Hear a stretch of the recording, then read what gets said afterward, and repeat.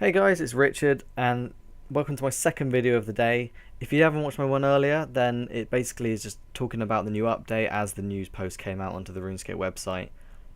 But basically what I'm going to do now is talk about all the updates, and I've actually got images from the game about the quest, the new area and all that. Now to start off, I'll start talking about the new quest. It's called What's Mine Is Yours. It was pretty quick. It wasn't like Doric's quest where you can literally just buy the items, go straight there and you've completed the quest. It took me probably, I'd say, around 20 minutes, 15, 20 minutes.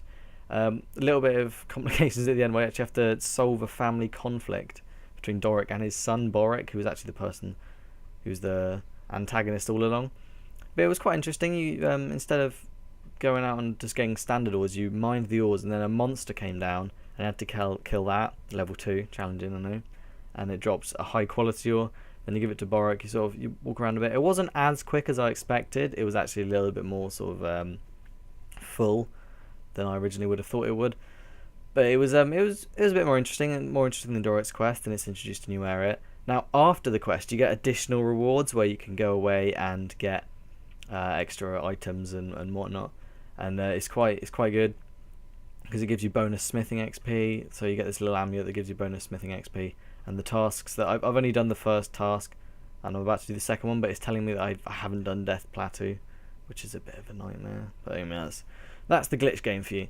But so that's the quest. That was quite interesting. Now I'm going to cut over to a bit of the live game while I do a commentary as I'm walking around of the new Goblin area. So here we are in the new area that has been changed up there. You can see this is the area where the quest was taking place, where we were earlier. Now, the first thing I noticed when I walked into the area to first start the quest was this new cliff face. I can't remember if that was there before. I honestly haven't spent much time around here, but it's moving towards this new RuneScape graphics that they've had recently, which is almost cartoony, but it sort of fits in with the fantasy world. Not your classic RuneScape graphics, but it's a bit different. Doesn't seem to entirely fit in with the bottom though, but you know, it's a bit different. Now let's move on to the Goblin Village. First thing is the temple. I can't remember what the name of the temple is. It's just some Zamorak temple, where you get the wine of Zamorak. Is very, very different. It's been moved back considerably more towards Falador, less distance to run. Obviously there are no bots there grabbing it at the moment because it's changed the interface. But it's Newcastle. I put walls on quickly, roofs on quickly, so you can see what it actually looks like with the roof.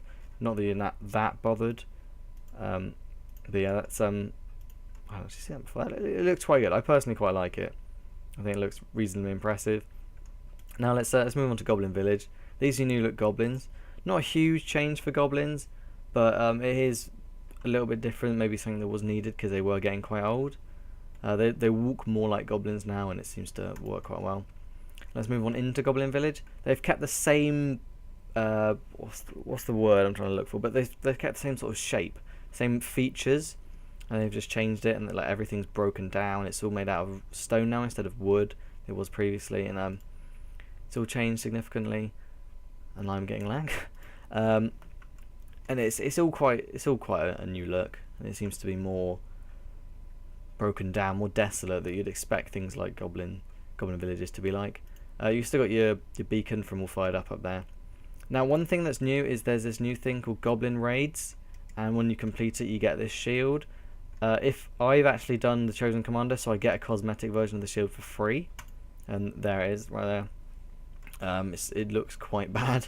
It's, I assume, aimed at very low levels. The actual version of it that you get from the Goblin Raids gives you a 25% XP boost in, I think it's all combat stats, and it lasts for 1000 XP, so definitely aimed at lower level players. But one of these guys, I can't remember which one it is, but it could be either of them, give you this shield when you complete it. And that's something that you get from it. Now, all in all, I'd say pretty good update. Nothing that could go hugely wrong. Jagex managed that, and they haven't spammed it with Squeal of Fortune stuff. So good low-level content. All in all, not much has gone wrong. So well done, Jagex, on that one. I'll see you all in the next video, guys. Thanks for watching.